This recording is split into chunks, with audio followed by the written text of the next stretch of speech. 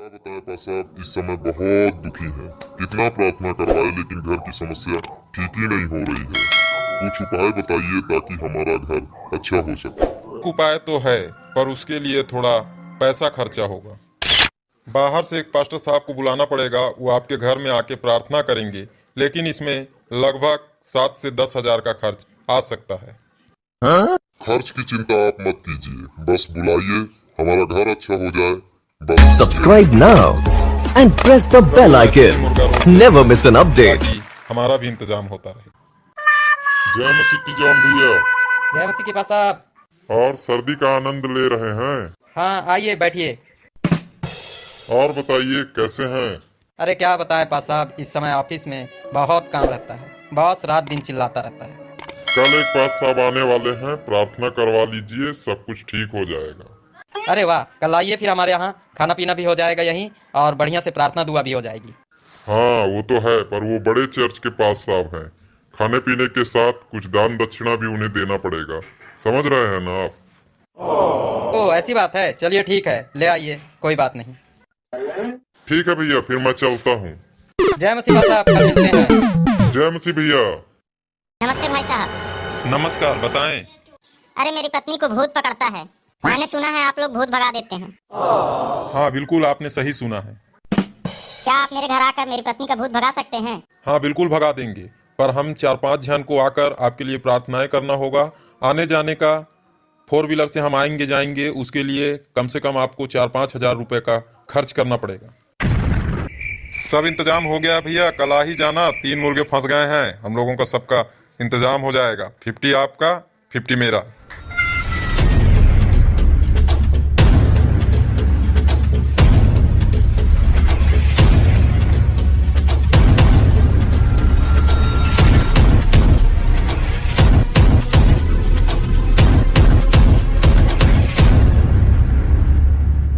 यह कठिन समय प्रारंभ हो चुका है। ऐसे समय में स्वयं की आत्मिक सुरक्षा के लिए यह अध्ययन समझना बेहद आवश्यक है। सो आइए प्रार्थना के साथ हम आज का यह अध्ययन समझने का प्रयास करें। आइए प्रार्थना करें। धन्यवाद सर्वशक्तिमान पिता परमेश्वर, प्रभु यीशु मसीह के नाम से हम आपके स्वर्ग वेदी के पास आते हैं। प्रभु यीशु मसीह के नाम से प्रार्थना करते हैं प्रभु, जब आज के इस अध्ययन को हम समझना चाहते हैं प्रभु, हमें बोलने की, सुनने वालों को सुनने की सामर्थ्य दे, ताकि यह अध्ययन हम सबों के लिए उपयोगी साबित हो। यीशु मसीह के नाम से विनती को मांगते हैं, आमीन। इस बार शैतान का पूरा विनाश होने वाला है। आप कल्पना करें, विनाश की कगार पर खड़ी शक्ति ऐसे कठिन समय में खामोश कैसे रहेगी।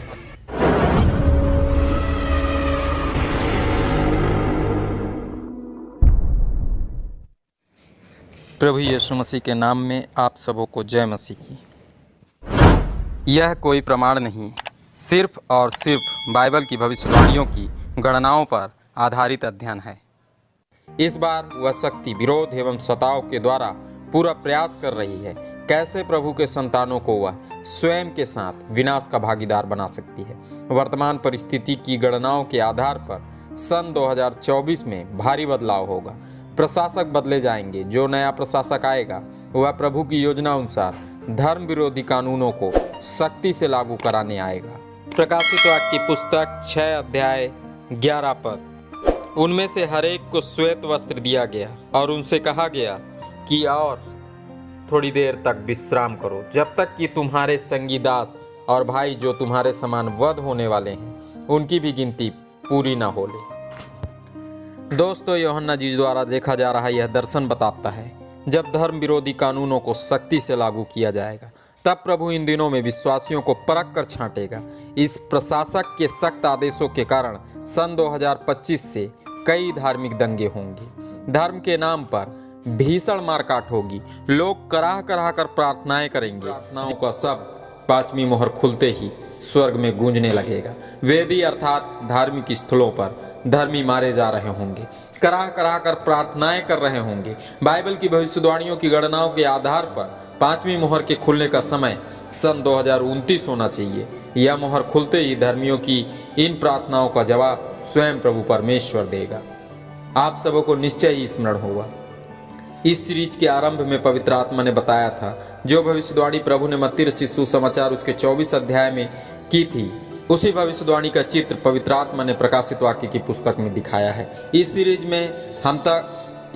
में अब तक हम सभी मत्ती रचित सुसमाचार उसके 24 अध्याय के 22 पद तक का चित्र देख चुके हैं। आज प्रभु की आत्मा हमें मत्ती रचित सुसमाचार उसके 24 अध्याय के 23 पद का चित्र दिखा रहा है। इस पद के अनुसार प्रभु ने बताया था, विरोध एवं झूठी शिक्षाओं पर विश्वासियों को अंतिम दिनों पर विश्वास नहीं करना है। जो विश्वासी प्रभु की इस बात को स्मरण रखेगा, प्रभु पर ही अपना विश्वास बनाकर रखेगा, प्राण देने तक अपने विश्वास में कायम रहेगा, उस विश्वासी को यह मुहर खुलते ही प्रभु स्वर्ग में धार्मिकता का वस्त्र पहनाएगा, अर्थात प्रभु उन पर धार्मिकता की छाप लगाकर प्रमाणित कर देगा। न्यायिक प्रक्रिया के बाद भी तुम स्वर्ग के वारिस बनोगे। साथ ही साथ मेरे प्रियो, प्रभु इन लोगों को संतावना भी देगा, उस जलन की भावना को शांत करने के लिए जो विरोधियों के कारण प्रतिशोध के रूप में उनमें जल रही है। वर्तमान परिस्थितियों के आधार पर मानो प्रभु कह रहा है, यह क्रूर प्रशासक पुनः सत्ता में आएगा, क्योंकि अभी पवित्र लोगों के मरने की संख्या पूरी नहीं हो पाई है। अतः सन 2025 से सन 2032 पूरे 7 वर्ष भयंकर सताव होगा। कई धर्मी मारे जाएंगे, पर अभी इस सताव के समय को पूरा होने में समय बाकी है। अभी और भी विश्वासियों का वध होना बाकी है। स्मरण रखे, 5वीं मोहर खुलने के बाद प्रभु की यही संतावना होगी, क्योंकि बाइबल की भविष्यवाणियों की गणनाओं के आधार पर यह मोहर सन 2029 में खुलना चाहिए। सन 2032 आने में समय बाकी रहेगा। भयंकर सताव के अंतिम वर्ष में मत्ती रचित सुसमाचार उसके 24 अध्याय के 24 पद के अनुसार प्रभु दिखा रहा है, उन दिनों में एक तरफ विरोधी मसीहियों को सता रहे होंगे, प्रताड़ित कर रहे होंगे, तो दूसरी तरफ शैतान झूठे मसीह और झूठे भविष्यद्वक्ता खड़े कर देगा। वे शैतान की सहायता से सिद्ध करेंगे कि मसीह सच्चों का नहीं पर झूठों की सहायता करता है। धोखेबाज और बेईमान लोग बड़े बड़े चिन्ह और अद्भुत चमत्कार दिखा रहे होंगे। प्रभु और धार्मिकता के नाम से चंदे के रूप में पैसे वसूल रहे होंगे, गरीबों को सता रहे होंगे, प्रार्थनाओं और धार्मिकताओं के नाम पर धंधा कर रहे होंगे। ऐसा प्रभु इसलिए भी होने देगा क्योंकि यह विश्वासियों को परखे जाने का समय होगा। शैतानिक लोगों के इन चमत्कारों और चिन्हों को देखकर बहुत से विश्वासी भी भरम जाल में फंस जाएंगे। वे भी उन झूठे मसीह और झूठे भविष्यद्वक्ता को प्रभु यीशु मसीह के प्रेरित समझने लगेंगे। अपनी कमाई का अंश उनके चरणों में लाकर रखना प्रारंभ कर देंगे। प्रकाशित वाक्य की पुस्तक की इस प्रकाशन के आधार पर पवित्र आत्मा हमें बता रहा है, जब विरोध सताव चरम सीमा पर होगा, पाप का साम्राज्य चारों तरफ छाया होगा, चारों तरफ झूठ ही झूठ का पड़ला भारी नजर आ रहा होगा, तब अचानक पाप की इस बोझ से पृथ्वी कांपने लगेगी। And lo, there was a great धर्मियों पर earthquake. किए गए अत्याचारों के बदले का समय आरंभ हो जाएगा। जो वायदा प्रभु ने किया था, जो वायदा प्रभु ने किया है, वह निश्चय ही पूरा होगा। दोस्तों, यह भयंकर विरोध एवं सताव का समय जो कि सन 2025 से प्रारंभ होकर सन 2032 तक चलने वाला है, उस समय की तैयारी प्रारंभ हो चुकी है। आप सभी जानते हैं, धर्म के आधार पर कानून बनने लगे हैं। कई स्थानों पर झूठे मसीह और झूठे भविष्यद्वक्ता भी उठ खड़े होने लगे हैं, जो प्रार्थनाओं के नाम पर चंदों के रूप में पैसे वसूल रहे हैं, स्वयं को प्रेरित बता रहे हैं। कई विश्वासी उनके द्वारा फैलाए जा रहे भरम जाल में निरंतर फंसते जा रहे हैं। दोस्तों, इस प्रकाशन के पीछे हमारा उद्देश्य किसी की निंदा एवं बुराई करना कदापि नहीं है, बस विश्वासियों को सतर्क करना है, क्योंकि बहुत ही शीघ्र यह सताव का समय प्रारंभ होने वाला है। हमारा प्रभु चाहता है हम उन दिनों को समझें, प्रभु के दासों को पहचानें, ताकि हम भरमजाल से बच सकें, अपने विश्वास में दृढ़ता के साथ बने रहें। आज के अध्ययन से हमें जो शिक्षा मिली, वह शिक्षा के पद को सदैव स्मरण रखें। मित्रों, यह पद मत्ती रचित सुसमाचार उसके 10 अध्याय के 8 पद में पाया जाता है। आइए हम इस पद को धर्मशास्त्र बाइबल से पढ़ें। बीमारों को चंगा करो, मरे हुओं को जिलाओ, कोढ़ियों को शुद्ध करो, दुष्ट आत्माओं को निकालो। तुमने सेतमेत पाया है, सेतमेत दो। आप सबों ने इस अध्ययन को ध्यान से सुना। आप सबों का बहुत बहुत धन्यवाद। प्रभु यीशु मसीह के नाम में आमीन।